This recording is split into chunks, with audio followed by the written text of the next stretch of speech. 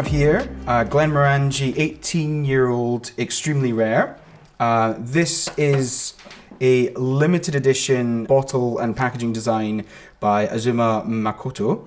However, I believe the liquid inside should be the same as the core expression. The director of distilling at Glenmorangie, Dr. Bill Lumsden, he will have put this together. The 18-year-old was first released, I think, in 1981 and promoted. May have been slightly later in the 80s. I know Glenmorangie began to promote the make to market as a single malt in 1981. It has a very high reputation. It's a Highland whiskey, comes from Tain, way up in the northeast. The wood type that they use is principally refill American casks for their basic bottling, which is 10 years old. Bill experimented with one of the very first people to wood finish. So in other words, to mature in the usual way, and then to re-rack into active ex-sherry casks for the final year or so, couple of years of maturation. He was one of the pioneers, and then they did an awful lot of wood finishing in all sorts of different casks. Port, this was the Oloroso sherry, or the original one, and Madeira and Sauterne and all sorts of Côte de Rhône, etc., etc. I don't know how this. I think it tells us, but this is a very fancy. Apparently, the Azuma Makoto is a legendary floral artist. In the late 1980s, they had the liquids 10 and 18 analysed by perfumers both in Paris and in New York, and they came up with an amazing range of descriptors, from perfumer noses. Yeah. Now, so far as I understand, the conceit here is that the artist has identified all these amazing flowers which he's painted in the aroma and or taste of the liquid. So fantastic. That's the story. What strength is it? It is 43%. Yeah. So a little bit firmer than the legal requirement, but nothing overpowering. Yeah, it's good strength actually. I would go slightly above that, but 43 is good. Yeah. Well, shall we get it cracked open and see what it's like?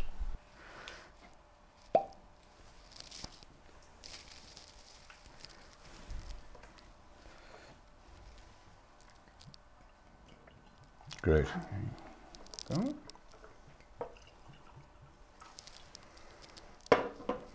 Yeah, it's a gorgeous colour, especially in the bottle. Slightly paler in the glass, but it's still good colour in the glass. Mellow, but there is even at 43%, there's a slight spiciness to it on the nose. Yeah. I mean, approaching the glass, the first thing I got was like poached peaches or something. Could be. It's certainly fruity. Yeah. I would say perhaps fresh peaches, but they often say that Glenmorangie, particularly the 10-year-old, it's got a sort of zest of tangerine. Mm-hmm. And there is something slightly zesty, slightly citric and zesty. Mm-hmm. I think tangerine is probably a good descriptor. It's not lime or less. Oh yeah, this is lovely actually. And then we're getting light vanilla. I'm not getting that many floral. I'm not very good on flowers, to be honest. But I couldn't. There is a broad floral group there. I think we'd maybe have to ask a keener gardener on it. I think you would. I think I could imagine rose petals or dried rose petals. Yeah. But as for all these flowers, it's a lovely label actually, because Glenmorangie have always been quite traditional in their labels. Yeah. But you say this is a limited edition presentation. The whiskey inside is the classic or the current 18-year-old, but the limited edition label is obviously, as you say, a very elegant packaging to present the characters of the whiskey. Right, now so tasting straight. Fresh in the palate.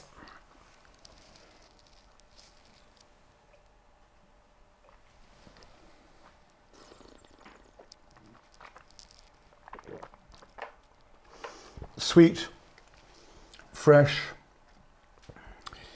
dare I say it, perhaps slightly floral. That may be more suggestion. Yeah. And there's a very slight caramel note, a very slight sort of toffee note. Yeah, it's definitely very, very obviously not sweet because it's not sugary, but the flavors are reminiscent of sweet desserts and rich things. Not overpoweringly so, but in fact, maybe it's like sweet sort of custard. You know, the crème anglaise, something like that. Nice. Medium length finish. Yep. Let's have a look at the texture. I'm going to didn't creamy. Now, Nice, very nice.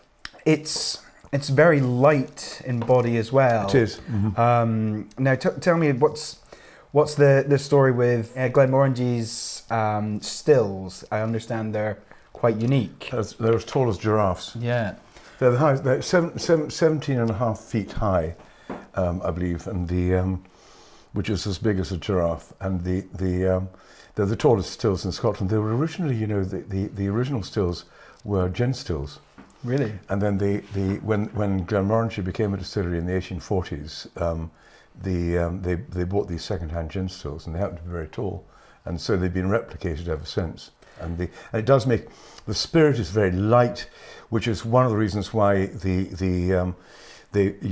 doesn't really take, you know, sherrywood maturation in European oak. Yeah. You know, so they favour refill American, and then with a bit, sometimes with wood finishing. Yeah. I mean, I wouldn't be surprised if this has been re-racked into an active sherry seasoned cask, but probably American oak for a short period of time.